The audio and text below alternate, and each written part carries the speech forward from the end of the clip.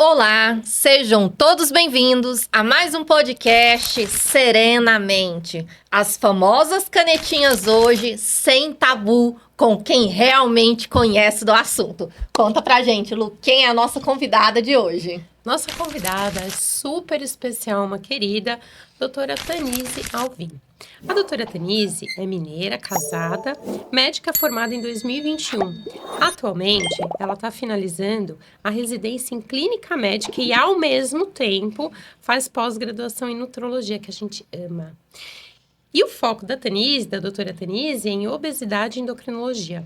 Na prática, ela une o olhar clínico do consultório com um estudo bem aprofundado sobre metabolismo, controle de peso e saúde cardiometabólica. Difícil falar cardiometabólica, mas ok, eu consegui. Tanise, seja muito bem-vinda. Muito obrigada, gente. Obrigada por me receber. Estou muito feliz para falar desse assunto, que é um assunto que sou apaixonada, sou um pouco falo até um pouco demais, se me deixar. Ótimo. É isso que a gente precisa. Doutora, e já aproveitando, conte para nós um pouquinho, não é, essa questão de saúde pública mesmo, né, sobre os diagnósticos de diabetes, a questão da obesidade no Brasil e no mundo como um todo. Então, no mundo, a gente chega a 1 bilhão de pessoas hoje diagnosticadas com obesidade e a maior parte dessas pessoas desenvolvem diabetes tipo 2. E hoje no Brasil saiu, acho que dia 28 de janeiro de 2026, se eu não estou enganada, um estudo que a gente teve um aumento de 2006 para cá de 135% de pessoas com diabetes e 118% de pessoas com obesidade. Não é sobrepeso, tá? Não entra sobrepeso nessa conta, só obesidade mesmo. Essa conta era para ser em 2030 e fechou em 2024. E isso se deve a quê? Principalmente a forma como a gente vive hoje. A gente vive numa sociedade que é voltada ao sedentarismo e comida, né? Uhum. E a gente vive numa sociedade que é baseada em alimentação hiperpalatável. Então, assim, aquilo que é muito gostoso, infelizmente, vai ser muito calórico. E a gente não tem tempo para ser ativo. Nossos avós comiam bastante, a gente comenta, comia pão, comia carboidrato, não pensava que era proteína, não pensava em nada disso. Uhum. Mas ia a pé para a escola, não tinha carro, não ficava preso no trânsito, não tinha controle celular, remoto. não tinha celular, então a gente não gasta a caloria que a gente consome. Uhum. E, além disso, os industrializados, né? Que, infelizmente, a gente não metaboliza como a gente metaboliza uma comida feitinha em casa ali, não tem como. Doutora, e a obesidade é uma doença? Ela é uma doença endocrinológica? É psiquiátrica? Vamos comentar um pouquinho sobre isso. Essa é uma pergunta polêmica. Mas, assim, a resposta é muito simples, gente. Desmistificando e colocando, assim, o óbvio. É uma doença. E é uma doença multifatorial. Então, por isso que eu acho que tem tudo a ver a gente estar aqui, no Serenamente, falando disso. Porque é uma coisa muito importante a gente comentar que obesidade não é só físico. Obesidade é muito relacionado com o prazer do alimento, com a liberação de vários hormônios que são ligados ao prazer, então à mente. E é muito além de estar acima do peso ou da estética ou daquilo que você vê no espelho, apesar de eu achar que isso também é importante para a saúde mental e para a saúde física, vai muito além disso. Obesidade envolve uma inflamação do seu organismo como um todo. Então, as células de gordura, elas te inflamam. Principalmente aquelas células que ficam aqui na parte abdominal, elas têm um tipo de gordura que a gente classifica de branca ou marrom. E essas células que ficam aqui na barriga, principalmente, elas são muito inflamatórias.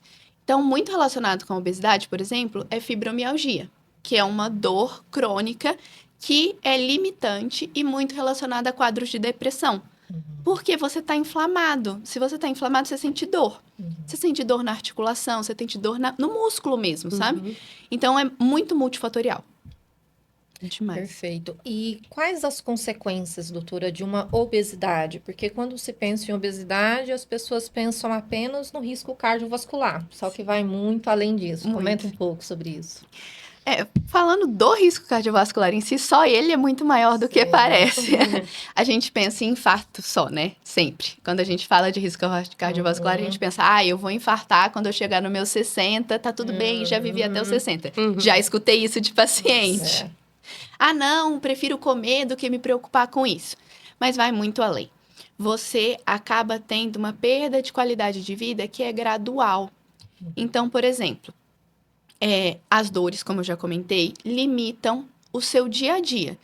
Você não conseguir levantar de uma cadeira, você não conseguir colocar seu próprio sapato, você não conseguir brincar com seus filhos, porque é uma coisa que depende da sua capacidade de mobilidade, não é qualidade de vida, né? Sim. Em nenhum sentido, né? Não. E além disso, você tem deteriorizações que são, que eu posso dizer que elas são silenciosas.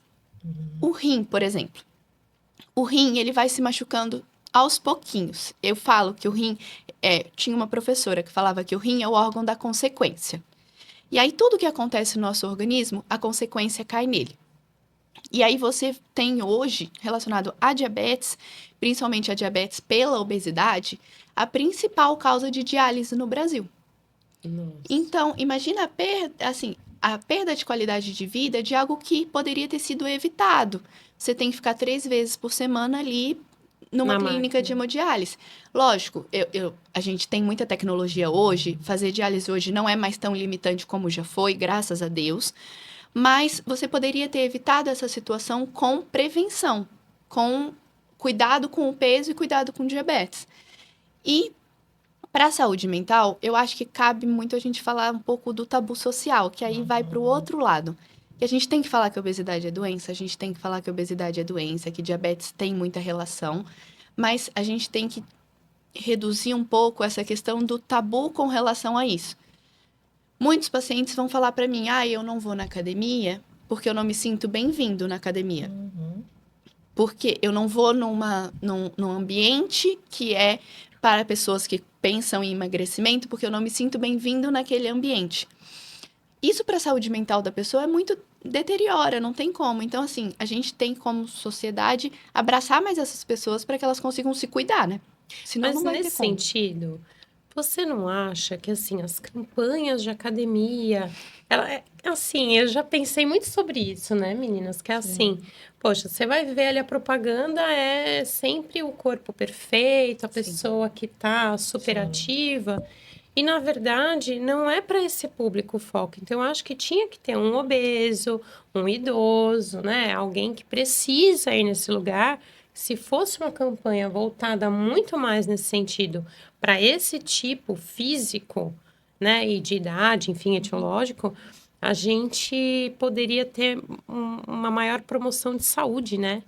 É isso, assim, a gente ainda pensa em emagrecimento como estético e não como promoção de saúde. E aí, enquanto a gente não mudar essa linha de pensamento, e aí por isso que hoje eu gosto de falar em medicações para a obesidade. Todo mundo fala, caneta para emagrecer. Não, medicação para a obesidade. Pensando em medicação para hipertensão, medicação para diabetes, medicação para obesidade. Enquanto a gente não pensar em promoção de saúde no sentido de uma doença sendo tratada, a gente não vai conseguir mudar esse caminho. Então, eu já vi, por exemplo, comentários de a catraca da academia não passava uma pessoa obesa. Nossa.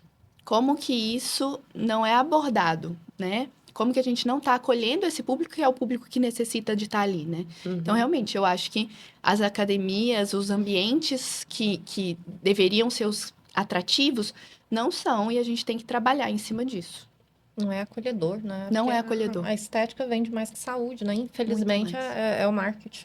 Né? Exatamente. E aí, cada vez as pessoas vão, por exemplo, vários pacientes meus vão coisas básicas, não é nem só ir à academia, vai deixando de sair de casa, né, Lu? Nossa, eu coloco uma roupa, não tá legal. E aí vai para adoecimento, para um quadro depressivo, vira aquele ciclo e cada vez adoece mais, E a né? comida se torna o único apoio, né? O único apoio. É a única que acolhe, né? Quem acolhe é o alimento, É o porque alimento.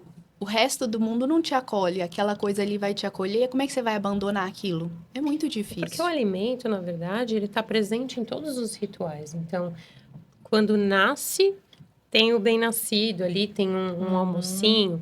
os aniversários, casamentos, até mesmo depois de um funeral, tem sempre ali um ritual de alimentação. Terminou um namoro, tomou um pé na bunda, vai lá, os amigos vão levar a tomar um sorvete, comer doce. Então, a alimentação, ela tem esse acolhimento. E eu acredito que, nesse caso, ela entra muito como uma questão emocional, mas que a pessoa não reflete isso. O quanto está se acabando em nome de um acolhimento. Sim, a gente aprende a comer quando a gente é neném. É. Quem ensina a gente a comer é a forma como a gente viveu a nossa vida como um todo. Uhum. O que ensinou a nossa relação com a comida foi o que a gente assistiu socialmente, né? Então, por isso até que tratar obesidade é tão difícil. Porque como que você vai desaprender algo que, no meu caso, por exemplo, que tenho 29 anos, eu levei 29 anos para aprender. Não vai ser em 6 meses, né? Uhum. Então, é uma coisa afetiva, uma coisa social e uma coisa da comunidade onde você vive. Cada comunidade, cada lugar, por exemplo, o Brasil, que é um país enorme, cada estado, cada região tem uma relação com a comida. E isso tem que ser... Como que você vai trabalhar isso em cada um? É muito único e muito de cada pessoa.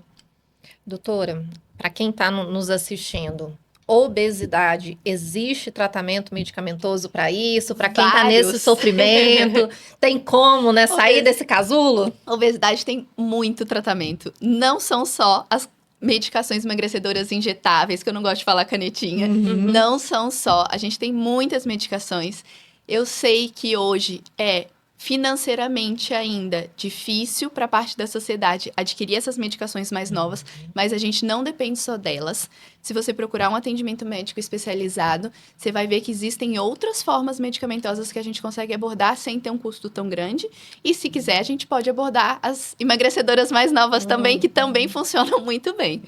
Então, tem tratamento, não precisa sofrer sozinho em casa. Perfeito. Mas precisa ter consistência e entender que não existe solução mágica, né? Existe um esforço que a pessoa precisa fazer. É o que eu falei. Por exemplo, no meu caso, se eu fosse uma pessoa que tem obesidade, eu passei 29 anos da minha vida construindo aquele corpo, construindo a minha alimentação e meu estilo de vida. Eu vou conseguir modificar isso em 6 meses? Não. Não vou conseguir. Eu não posso nem exigir de mim mesma isso, que eu acho desumano. Sim. Tem muita gente que fala assim, ai, passou 6 meses eu perdi só 10 quilos. Não, você perdeu 10 quilos, É tá? bastante. Maravilhoso. Pensa quanto tempo levou para você chegar ali. Então, tem que ser, assim, muito gradual. E você tem que ser amigo de você mesmo, no sentido que você não pode se cobrar tanto. E o seu médico tem que estar junto com você nesse sentido. No sentido de que você tem que caminhar passos pequenos mesmo, mas sempre para frente. Uhum. E você entender que, às vezes, vão ter recaídas, que não vai ser fácil, porque a nossa relação com a sociedade não nos ajuda a emagrecer. Então, assim, o happy hour tem bebida, a ida na casa da mãe de domingo vai ter a feijoada, vai ter o doce. E como que a gente vai contrabalancear isso para o emagrecimento sem sofrimento? Porque também não precisa ter sofrimento, né? Então, eu acho que a principal coisa é não ter pressa. Ter consistência sem pressa. Que é o que as pessoas têm hoje, né? Elas querem solução mágica, emagrecer. Por isso que eu acredito que os injetáveis tenham aparecido aí com todo esse apelo, né? Eu lembro, final do ano, na academia eu ouvia, eu vou aplicar, não sei, 1 dose, 2 doses, porque eu tenho que viajar em janeiro, né? Como se fosse assim, eu vou passar ali na mágica, né? Ou Sim. tomar, né? Qualquer coisa. E não é desse jeito. Funciona. Você vai perder 3 quilos para fazer a sua viagem? Vai. Quando você voltar da viagem, você vai ganhar 6. Vai virar um baiacu. Porque existe naturalmente no nosso corpo, quando você perde 1 quilo, você deixa de gastar mais ou menos 100 calorias e sua fome aumenta mais ou menos na mesma proporção. Então, você aumenta a sua fome e você reduz seu gasto calórico sempre que você emagrece. E aí, se você emagrecer sem acompanhamento, você vai ter começado a ter mais fome, gastar menos caloria e você vai parar o remédio. E aí, o que vai acontecer? Você vai começar a comer mais porque você tá com mais fome. E você não vai gastar aquela caloria como você gastava antes. Então, você vai reganhar peso se você fizer esse tipo de coisa. Não tem como e provavelmente vai ganhar mais, Não vai ter como. Mas, assim, eu não julgo as pessoas quererem um resultado estético. Eu acho muito válido. Eu acho que a gente não pode julgar, eu quero emagrecer. É super válido, assim. Isso vai da saúde mental também. Acho que a gente não pode ser hipócrita de falar, não é pela magreza, não é por emagrecer, é só pela minha saúde. Não, você pode querer estar num peso XYZ dentro do saudável, né? Mas o como você vai chegar lá é o que eu acho mais importante. Não querer ter esse afinco de tipo, carnaval. O carnaval semana que vem, vou fazer jejum. Gente, pelo amor de Deus, não faça. Né? Não funciona. Fica esse efeito sanfona e aí desse emagrecimento saudável evolui para os transtornos alimentares, né? Essa é a grande questão, né? Doutora, falando, né, sobre os injetáveis, conta aí um pouquinho para o nosso público quais são, né, os que tem no Brasil, dá um apanhado geral aí para a gente entender um pouquinho sobre eles. Vamos lá. Primeiro, vamos explicar o que são Uhum. esses remédios. Foi criado, na verdade, foram pesquisados esses remédios, na verdade, pro diabetes. Ninguém pensou em emagrecer ninguém quando fizeram essa medicação. Só que estavam lá fazendo um estudo, esses estudos são longos, levam até 10 anos de estudo para você lançar uma medicação, demora bastante. E aí eles, meu paciente está emagrecendo, meu paciente está referindo que está sentindo menos fome. Aí eles começaram a perceber que tinha um efeito de emagrecimento, e aí viram ali uma galinha dos ovos de ouro, porque até hoje nunca tinha se lançado nenhum remédio que fizesse o nível de emagrecimento que essas medicações fazem. Começamos com os agonistas de GLP-1. O que é o GLP-1? Ele é uma molécula produzida pelas células do intestino quando você se alimenta, que primeiro libera uma sensação de saciedade. Então, ela libera lá para o seu cérebro, para a região do hipotálamo, uma informação falando, olha, comeu, pode parar de comer porque já tem alimento. Com isso, leva uma cadeia de informações que vai fazer com que o seu estômago diminua a velocidade com que ele digere aquele alimento, se essa quantidade de GLP-1 for grande, e você libera insulina, de acordo com a quantidade de comida. Então, por isso que pensaram no diabetes primeiro, porque seria só para liberar insulina para uma pessoa que tem uma produção baixa de insulina, que é o diabetes, né, no começo dele. E aí, perceberam que faziam outras coisas. E aí, agora, pensando de novo em saúde mental, perceberam que lá no hipotálamo também, ele tem uma relação que, assim, a gente divide a fome em hedônica e homeostática. Dentro da nutrologia, a gente gosta de dividir dessas duas formas. A homeostática seria aquela da nutrição mesmo, daquele que a gente precisa para viver de caloria e micronutriente e macronutriente. A hedônica é do sentimento. É da dopamina, da serotonina, dos receptores cerebrais. E eles perceberam que ele também tem uma ação hipotalâmica nesses receptores. Por isso que muita gente comenta que o food noise, que a gente chama, né, que é aquela comida falar na sua cabeça, almocei, já tô pensando no jantar, silencia. É porque esses receptores estão silenciados. E aí foi quando eles perceberam que teria uma relação com o emagrecimento além do físico. Começou com o liragliptina, que era uma injeção diária. Por quê? O GLP-1 natural do nosso organismo, ele dura minutos, segundos. É pouquinho assim? Tem uma enzima que chama DPP4, que ela quebra ele. Logo que ele é liberado. Você comeu, ele é liberado, fica um tempinho, já é quebrado. O que o mundo ali farmacêutico fez? Tirou alguns peptídeos dessa molécula, que é uma proteína, tirou alguns peptídeos, fazendo ele durar mais e não ter tanta ligação com essa outra proteína que quebra ele. E aí, no começo, eles conseguiram que isso durasse um dia, e agora a gente dura uma semana com o Ozempic ou o Wegovy, que é da mesma marca, tá, gente? É a mesma coisa. Inclusive, as pessoas... É a mesma coisa, a única coisa que mudou foi a bula, tá? E eles tiveram que mudar o nome.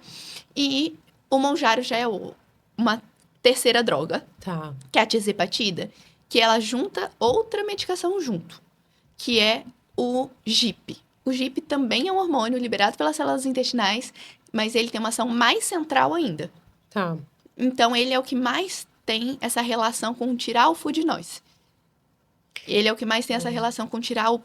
Algumas pessoas referem até que tira um pouco do prazer da comida. Isso que eu ia perguntar, porque assim, não existe nenhum estudo ou nenhum caso que tenha chegado assim. Tirar o food noise também não dá uma tristezinha, assim?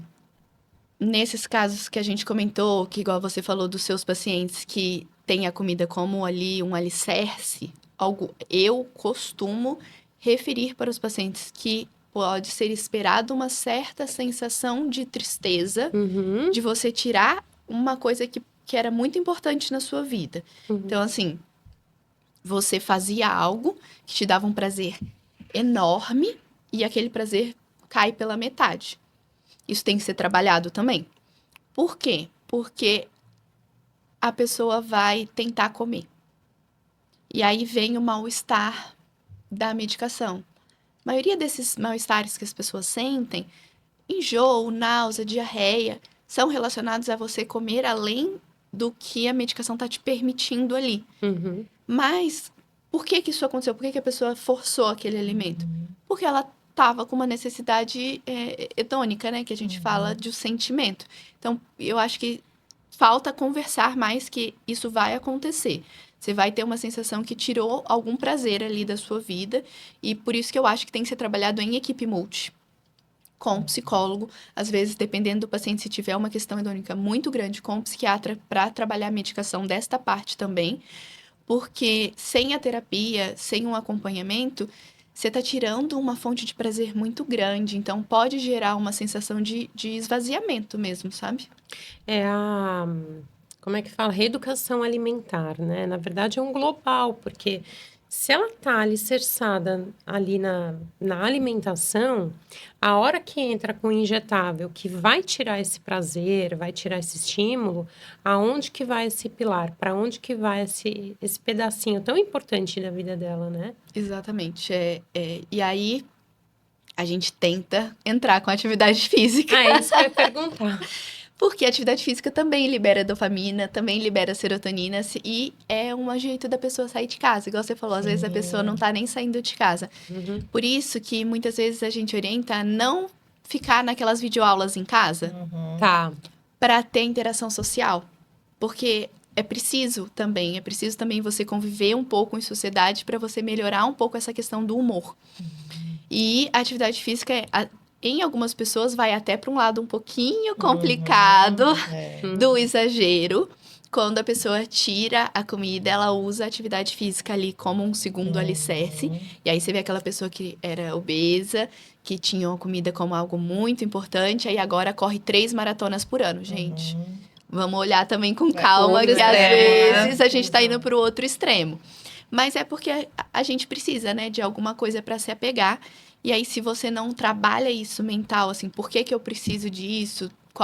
O que eu tô preenchendo com essa comida, com esse exercício exagerado? Você não vai melhorar, você vai só procurar alguma outra coisa para substituir. Sim, ela vai para vigorexia, né? Exatamente. Inevitavelmente. E aí não entende, porque são extremos. É uma pessoa que é compulsiva, ela tem esse comportamento de base também.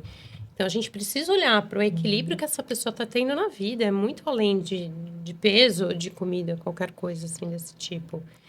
E aí, assim, quais são os agonistas do receptor GLP-1? Como é que a gente vai fazer isso? Hoje, os principais vão ser, assim, a gente não usa mais o diário praticamente, porque não faz sentido financeiro, é praticamente o mesmo valor. Tá. E você tem que aplicar diariamente, você se fura todos os dias ali, então, raro, eu pelo menos, algum tempo não vejo ninguém utilizando. E aí a gente tem o Wegovy, Mounjaro e Ribelsus, que eu não sei se vocês já ouviram falar. Sim. Que é O Ribelsus agonista é comprimido, não é? agonista de GLP-1 oral. Que ele tem uma tomada um pouquinho chata, porque precisa de jejum, precisa de uma quantidade específica de água. E aí, por isso que ele não é tão divulgado assim, mas funciona. Tem uma perda de peso ali de 7%, que para algumas pessoas já é o suficiente, né? Para quem tem problema com agulha, às vezes ele é a solução. E aí, o Wegovy, o Ozempic, que é semanal, e a tirzepatida, o Mounjaro, que também semanal, alguns estudos hoje pensando em espaçar ele para cada 10 dias. E não temos ainda retratotida, gente. Então, isso que eu ia Não te foi perguntar, lançada, pelo amor de Deus. né? Eu ia te perguntar exatamente dela. Não foi lançada. A empresa fabricante ainda está na fase 2 de estudos. A gente Gente, tem eu que achei que passar era 4, juro. A gente ainda terminou a fase... Eu não tenho certeza se já terminou a fase 2, está começando a 3. Ai. Mas não chegou ainda nem perto de ser lançada. Provavelmente o que o pessoal tá comprando aí é Tizepatida em caneta de retratotida, Nossa. pagando mais caro. Uhum. Ou até semaglutida, até você tá pensando que você tá pegando uma coisa e a outra. Não existe, mas qual que é a ideia? Vai chegar. Podem ficar tranquilos, vai chegar, mas com calma, não precisamos correr para Fala isso. um pouquinho da retrotida. A retrotida é um agonista triplo. Tá. Então, o Mounjaro é um agonista duplo, a retrotida é um agonista triplo. Ela tem GLP-1, GIP e glucagon. Tá. Glucagon é um outro hormônio que age mais no fígado e nas células dos adipócitos. Por isso que ela vai ser aí, Ela provavelmente, vai ser revolucionária. Porque ela, além de tirar o apetite, aumenta um pouquinho o gasto calórico. Tá. O que ela faz? Ela faz com que o fígado libere a glicose que tem nele armazenada. Então, para quem tem esteatose hepática, que hoje uma das grandes causas de cirrose não é mais álcool, é acúmulo de gordura. E aí, ela tem já estudos falando que ela vai reverter Nossa. cirrose, que é algo que é inovador, assim, revolucionário, porque ela tira o acúmulo de glicose que fica no fígado. O fígado é um local que a gente armazena a glicose. E quando termina de tirar ali a glicose do fígado, ela tira e estimula através da gliptina, que é um outro hormônio, tirar da célula do adipócito. Caramba. E aí, o que acontece? Existe aí a ideia promissora que ela vai reduzir a perda muscular. Porque algumas pessoas ali tendem a perder músculo com os GIPs e GLP-1s que já existem. É até um cuidado se a gente faz uso dessas medicações sem acompanhamento médico, sem um cuidado da alimentação, existe a chance de, em vez de você perder gordura, você perder músculo. Vai perder peso do mesmo jeito, Uhum. mas foi péssimo para você, péssimo para sua saúde. Ela tem a ideia de que isso vai reduzir. Por quê? Porque ela vai influenciar seu corpo a tirar a gordura do lugar certo, da célula de gordura. Ela é super inteligente. Ela é super inteligente. Imagino que vai chegar bem barato aqui pra Nossa. gente. Bem o dobro do Mounjaro. Acredito que o dobro do Mounjaro no início. E vão ser indicações muito específicas, tá? Não vai ser uma medicação como o Tizepatida ou como a semaglutida que a gente pode usar em uma pessoa que tem só um sobrepeso. Por quê? Porque ela vai ser agressiva em perda de peso mesmo. Uhum. Em alguns estudos, ela chega a equivaler a uma perda de peso de uma cirurgia bariátrica, Nossa. que são 27%. Então, assim, não é qualquer pessoa que tem 27% do peso para perder. Uhum. Então, a gente provavelmente não vai ser uma medicação que você vai ali no consultório do médico, quero perder 3, 4 quilos, e ele vai começar com retrotida, não vai fazer sentido, nem financeiro. A gente tem outros Então, remédios para isso. Tem que fazer uma psicoeducação da área médica. Toda. Psicológica também. Porque, né? Assim, é muito legal você ver o seu paciente tendo resultado, né? A gente quer isso, eu quero ver meu paciente perdendo peso. Mas eu tenho que saber qual remédio faz sentido para qual paciente, né? Sim. Então, faz sentido eu dar para uma pessoa que quer perder 3, 4 quilos um remédio que vai custar, sei lá, vamos exagerar, 10 mil reais e que ele vai perder esses 3, 4 quilos no primeiro mês? Precisava disso? Não sei. Mas você quer saber? Eu acho que, de repente, eu lembro do desafio que você fez da escada, depois você conta aqui. Eu acho que a dopamina, ela pode ser conseguida a partir de desafios, a partir de ganhos, de a pessoa perceber que ela está cumprindo metas.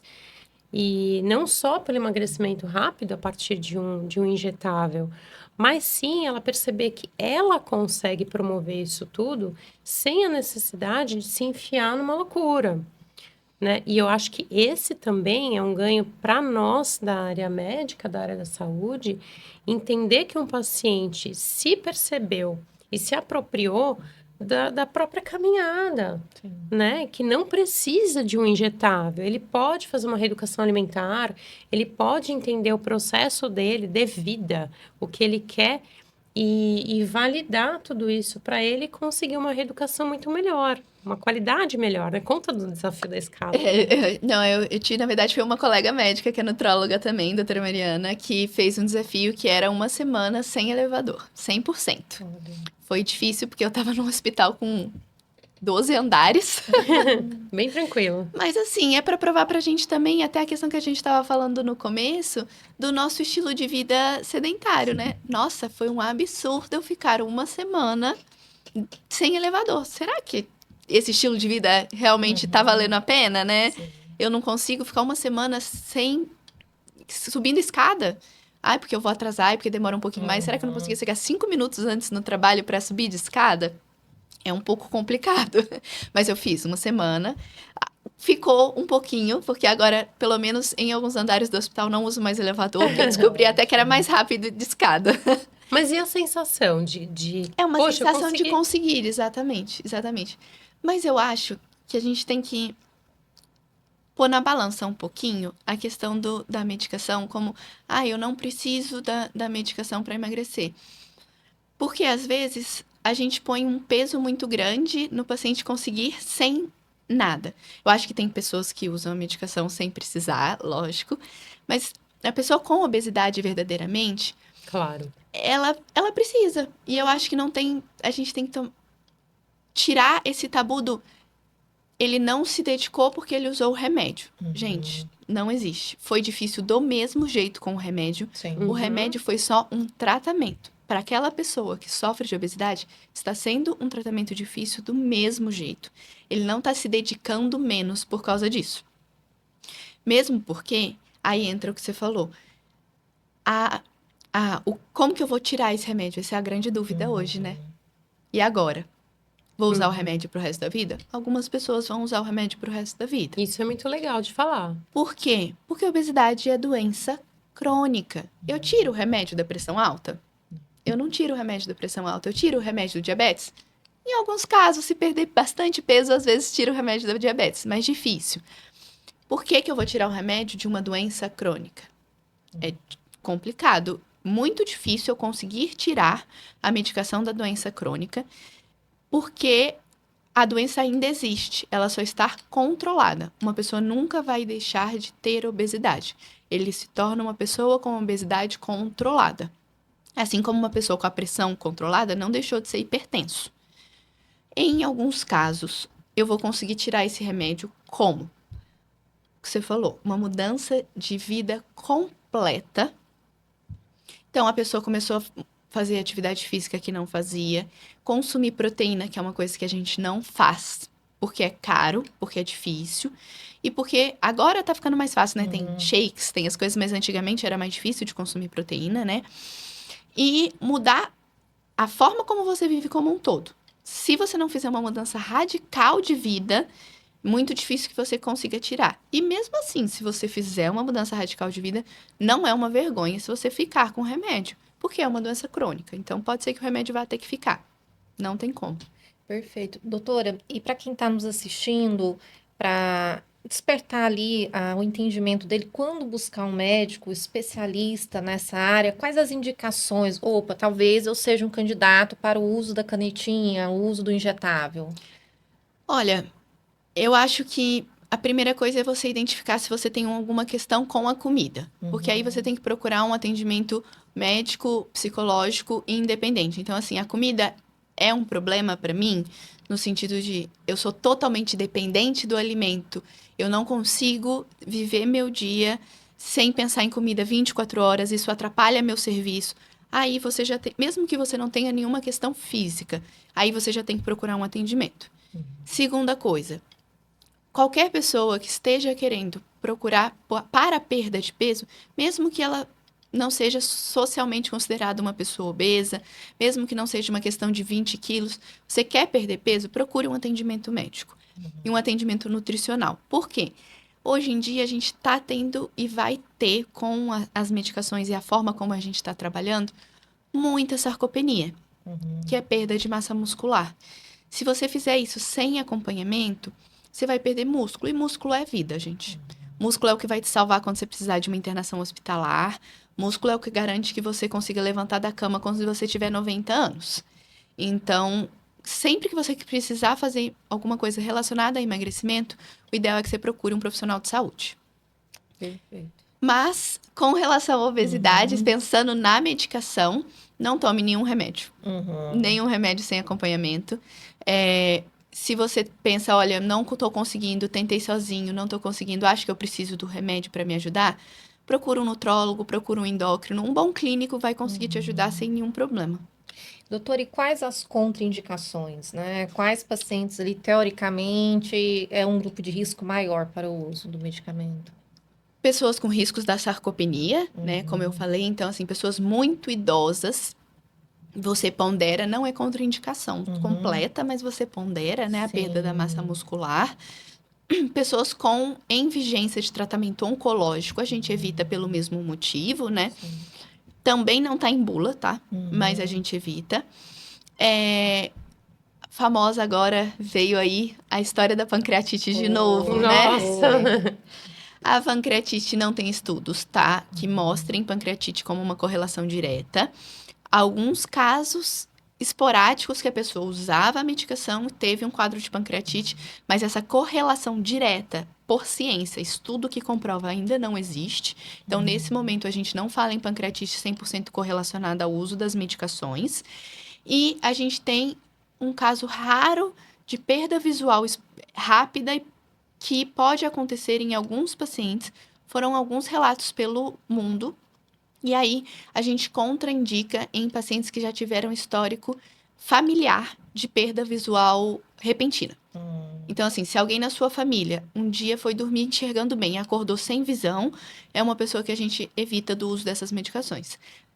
Pouquíssimas contraindicações, né? E aí, tireoide também, né? Tem a questão de alguns tipos de câncer de tireoide, mas isso foi um estudo em ratos. Não tem nenhum estudo em humanos ainda, mas ainda está em bula. Então, a gente também evita. E uma questão, falando dos preços, eu ouço muitos pacientes falando alternativas, como pedir para manipular, ou as falsas do Paraguai que a vizinha trouxe, né, e está vendendo. Conta o risco disso, doutora. Olha, a do Paraguai, o risco só reforça que tem perigo. lá. Reforça aqui pro pessoal. Ó, gente, a do Paraguai é muito pior do que a manipulada, tá? Porque, assim, a manipulada só uma farmácia de manipulação de extrema confiança, que a gente chama de magistral, né? Que são aquelas farmácias que pela Anvisa são consideradas magistrais. Você tem ali uma regulação em cima daquela farmácia. Eu acho que se tem uma questão financeira muito importante, é um paciente que precisa muito, eu acho que pode se ponderar médico-paciente essa situação. Agora, a do Paraguai, gente, vem no pneu do carro. Meu Deus! Você não viu o vídeo? Tem um vídeo no pneu do carro, vem no pneu do carro, vem dentro da roupa da pessoa. Precisa ser uma medicação refrigerada. Então, como que esse remédio veio lá do Paraguai até São Paulo, no pneu de um carro rodando? Meu Deus! Rodando. Então, quanto que isso esquentou, tá? Então, é muito arriscado. E assim, mesmo que não vai te fazer mal, não vai funcionar. Ah, eu tomei e não me fez mal. Mas funcionou? Porque provavelmente desestruturou a molécula com a temperatura. Então, você não vai perder o peso que você precisa perder. Vai jogar aquele dinheiro fora e vai pôr sua vida em risco. Nenhum benefício. Famoso barato sai caro. Barato sai caro. Sai Barato sai caro. E assim, outra coisa, risco infeccioso, né? Você tá injetando, gente, na pele. Então, será que aquilo ali foi feito, foi manipulado com limpeza? Aquilo tá limpo? Eu já escutei alguns casos de medicações de contrabando que a pessoa fez uma infecção de pele com bactéria multiresistente. Nossa! Internação hospitalar prolongada, antibiótico na veia. Então, assim, muito cuidado. Doutor, uma outra dúvida que os pacientes na psiquiatria, eles questionam muito efeitos sobre questão de libido. Tem alguma alteração? Não tem? Isso é importante falar. Tem alguns comentários, não tem nenhum estudo, tá? Mas já escutei também de pacientes relacionando a libido. Eu acho que entra um pouco naquilo que a gente estava falando do prazer como um todo, que é reduzido na pessoa. Mas, para os homens que gostam de falar de testosterona, perda de peso aumenta hormônio. Então, na verdade, com o tempo, isso provavelmente vai fazer o contrário. Vai melhorar a sua libido. Vai ter ali o período de adaptação, mas a perda de peso aumenta, por exemplo, a produção de a produção não, mas a manutenção de testosterona no organismo do homem, por exemplo.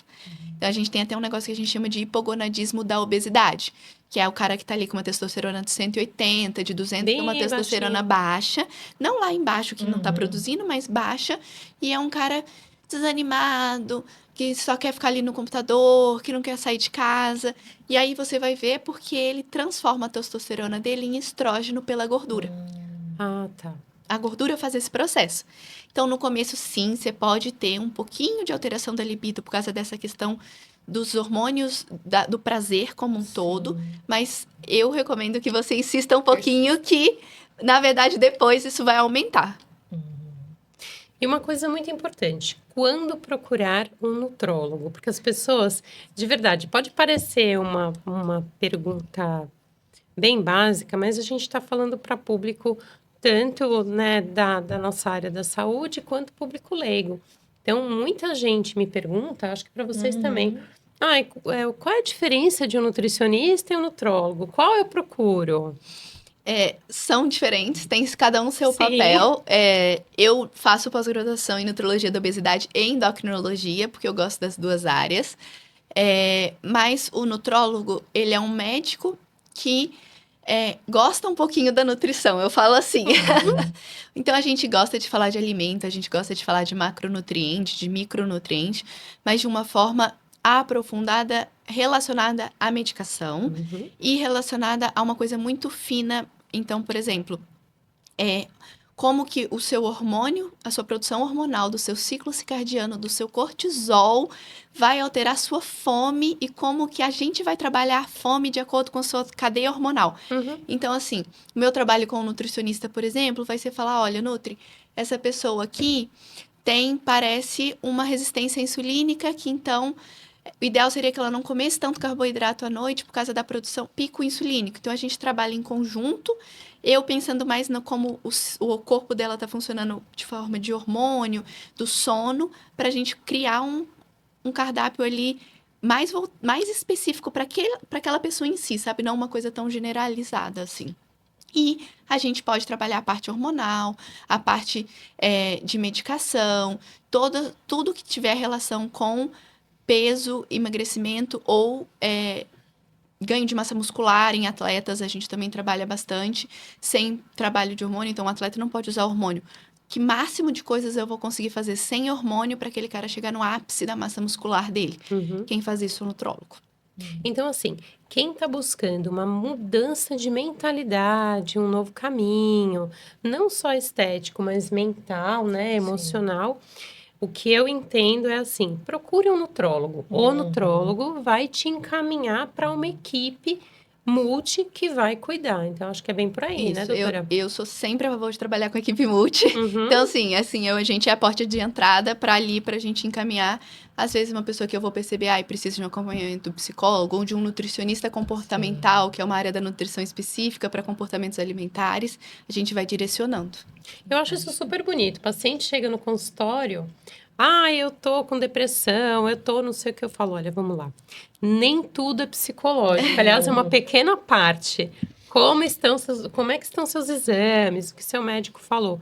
E eu acho que isso é uma visão nova e que a gente tem que trazer para a área da saúde. Então, assim, eu sempre encaminho. Eu não vou tratar um paciente sem saber como é que estão os hormônios dele, porque às vezes é vitamina que falta, né? Às vezes é a alimentação que tá ruim. A pessoa suplementa ali com uma vitamina e fala, não, melhorei. Às vezes era só uma B12, né? Às vezes era só uma B12. Exatamente. Pode acontecer. Então, mas é o nutrólogo que vê essa parte. Eu acho que, assim, a nutrologia é uma medicina bem voltada ao paciente como um todo. Eu gosto de olhar tudo. Se for no meu consultório, vai ser 1h30, no mínimo, que a gente vai ficar ali sentado para eu saber tudo. Como você dorme, que horas você dorme, como você come, qual que é a sua relação com a comida, tudo, como um todo mesmo. Porque eu acho que se você não vê tudo, você não consegue chegar no cerne da questão. Perfeito. E aí, para quem está assistindo a gente, pegando esse gancho, aonde as pessoas te encontram? Mais fácil me encontrar pelo Instagram, é ¡doutora Tanise. O Tanise é um pouquinho difícil, gente, só vai tem colocar eu. Aqui, é. Então não tem sobrenome porque só tem eu. Minha mãe inventou moda. Eu falo um pouquinho de nutrologia de diabetes e obesidade no Instagram. Se precisar conversar comigo, pode me mandar mensagem no inbox também, que eu gosto de conversar sobre isso o tempo todo. Como eu falei, eu falo até demais. Não, tá maravilhosa. Então, assim, a gente super te agradece, de verdade.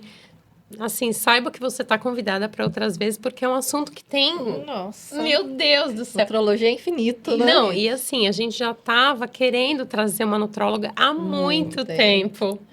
Né? Então, você foi um presente pra gente hoje aqui. E falando em presente, a gente preparou... Obrigada. Assim, não dentro de uma dieta.